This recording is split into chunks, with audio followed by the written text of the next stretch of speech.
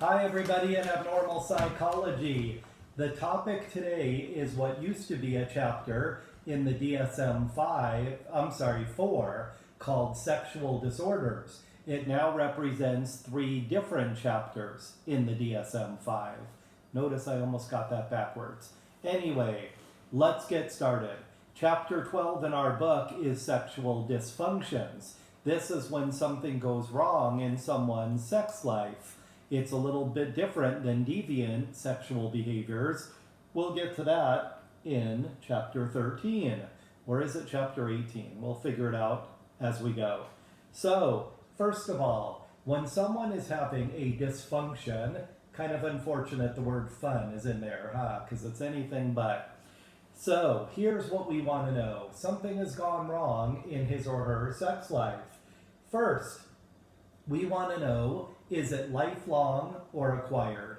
Have you always had this problem, we would ask, or is this something that just suddenly appeared one day and now it is problematic?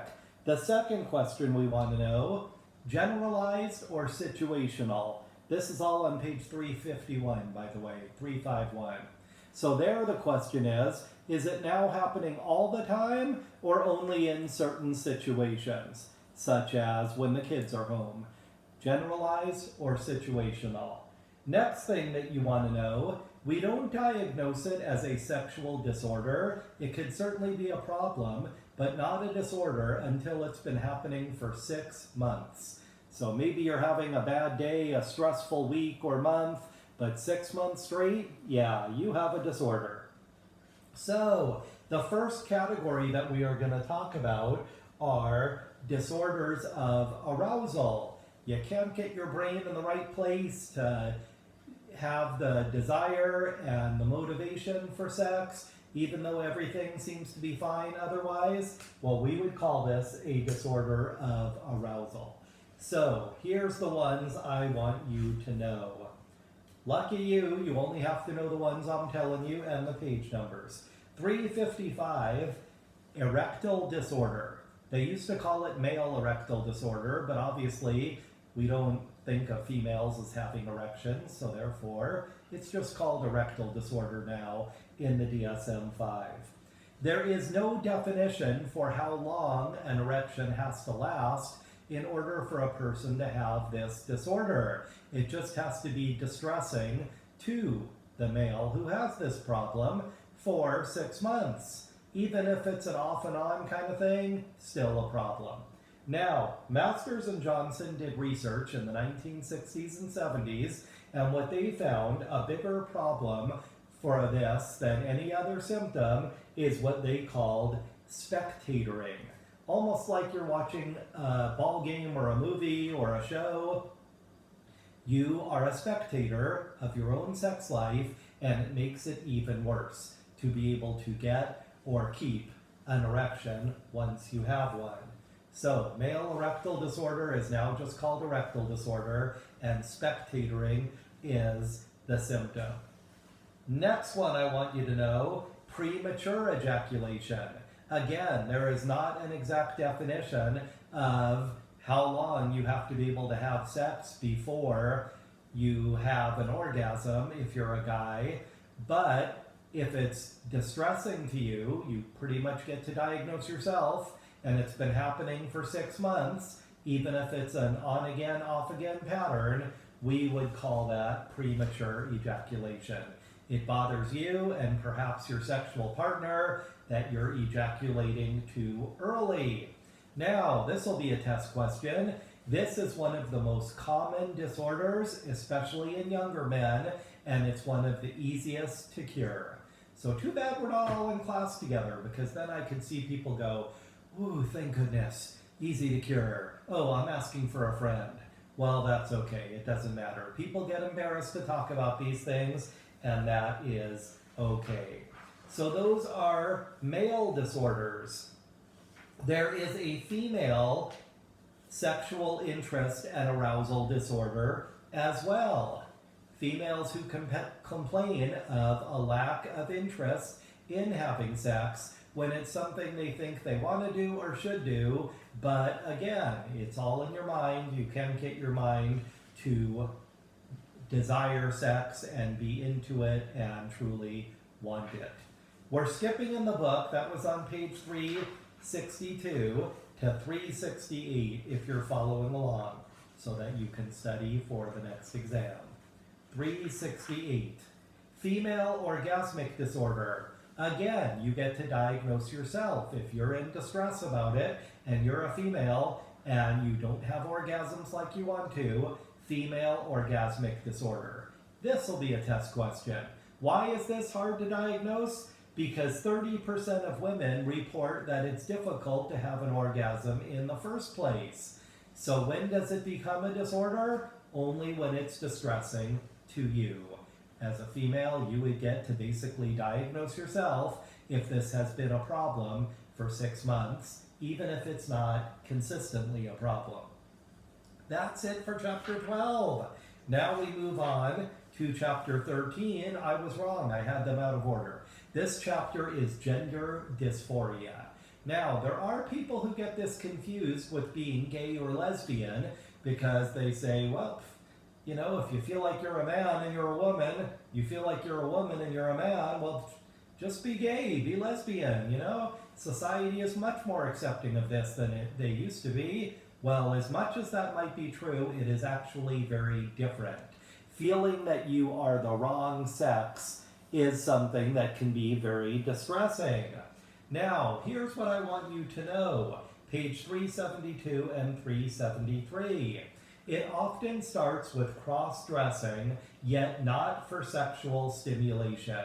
That's different. Transvestism, we'll talk about that in a few minutes. Second thing is, often people who have this condition want to take hormones, or if you're a female and you want to be a male, it would be testosterone instead of other hormones that, like estrogen, that men would take to become a woman. Now, here's the two things that most people don't realize, and honestly, I didn't either until I started teaching this material. Not all people want the surgery to become the opposite sex. Not all people can afford it. It's upwards of $100,000 or even more. Insurance typically does not cover it. Most people don't have that kind of cash laying around. Also, it puts your body through a tremendous amount of trauma.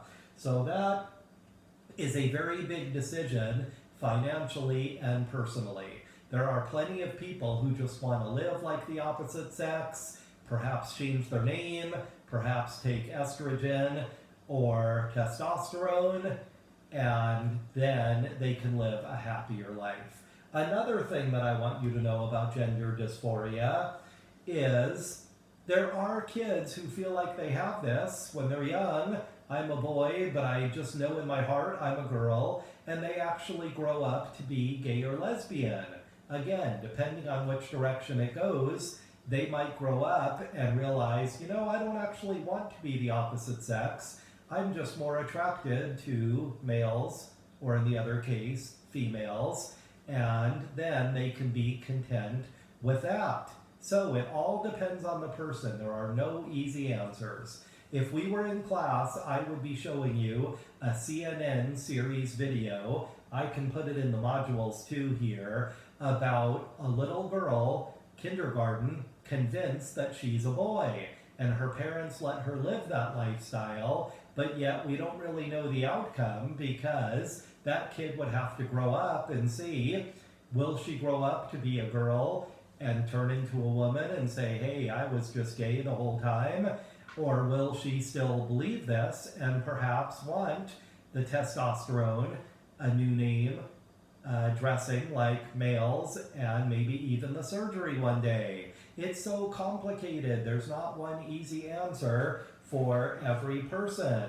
It would be nice if there was, but that is not the case. So that is the end of chapter 13. Next chapter that we're going to go over, used to be part of the sexual disorder chapter, is chapter 18, paraphilic disorders, a fancy word for saying sexual deviations. All of these are not considered acceptable by societal standards to a certain extent, greater or lesser, yet some of them are actually illegal if that's what you're into sexually. So, first two I want you to know, in no particular order, voyeurism and exhibitionism. Voyeurism, if you like to watch other people take off their clothes, bathe or shower, be naked, have sex, that's considered a voyeur. Now, if this happens accidentally, you're walking the dog and you encounter something like this in a neighbor's window, no, we wouldn't call you a voyeur. People who have this disorder, they spend a tremendous amount of time or money seeking these opportunities, invade the privacy of other people, pay for cameras and telescopes and all kinds of things at the expense of having a regular sex life.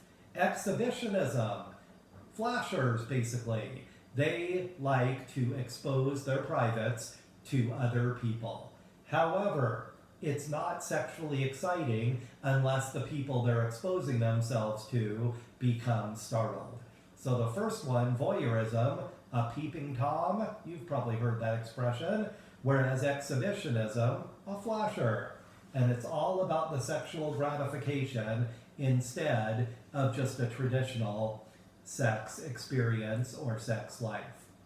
Fetishism, an inanimate object turning somebody on. Well, it could be a perfume bottle or a woman's shoe or a garden hose or whatever. You can use your imagination. Instead of a person turning you on, an inanimate object. Frotcherism. So, with your shoes, they have, let me take mine off here, these little plastic things on the end. Most people have seen them, but they don't always know that they're called aglets. If we went over this in class, I bet some of you would know that word. Well, here's another one you've heard of. You just didn't even know it had a name. Frotcherism.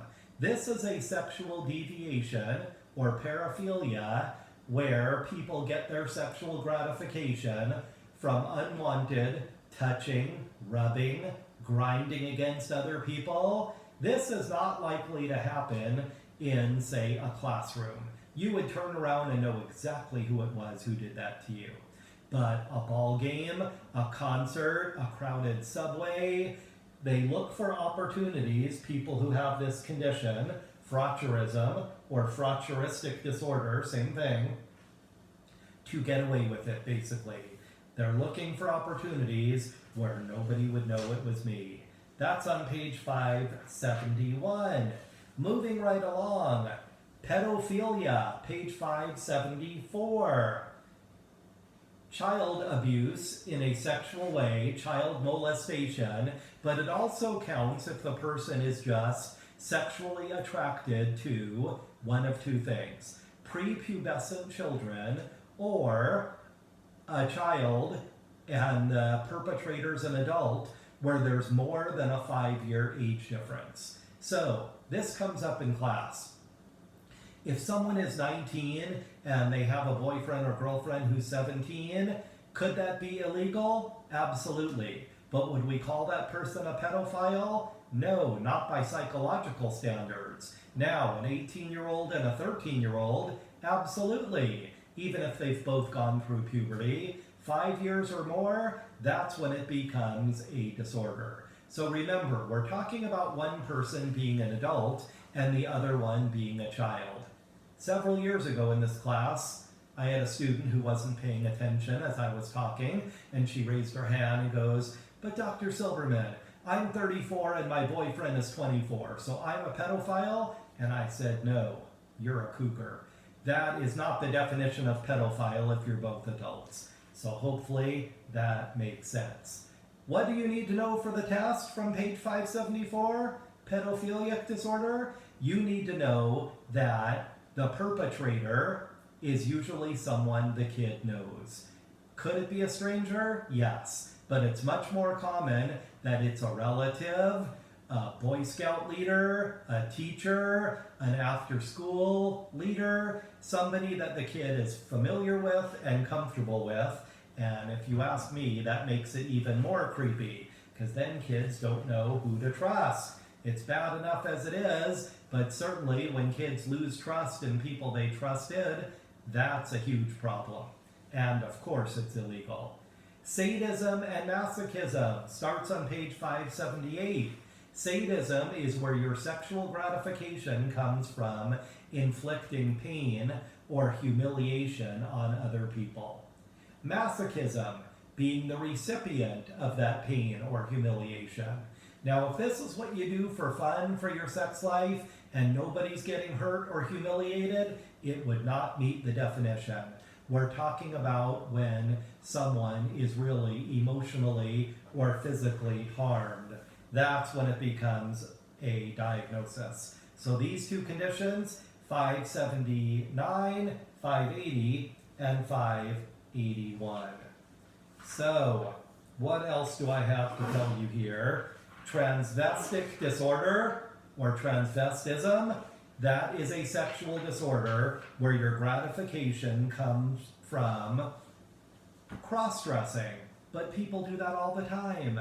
No, we're talking about where that is where your sexual gratification comes from dressing like the opposite sex. Instead of just a sexual relationship, that is where the gratification comes from. Now, last thing, I hate to seem sexist here, but did you notice as I was talking, were you thinking in your mind, these all sound like guy things? You're right. People who are diagnosed with this, and even arrested for some of them that are illegal, well over 90% men. Some studies 92, 93%, other studies over 95%. It's much more of a guy thing to have these sexual deviations, what are known as paraphiliac disorders. That's it for now. I'll see you on the next recording.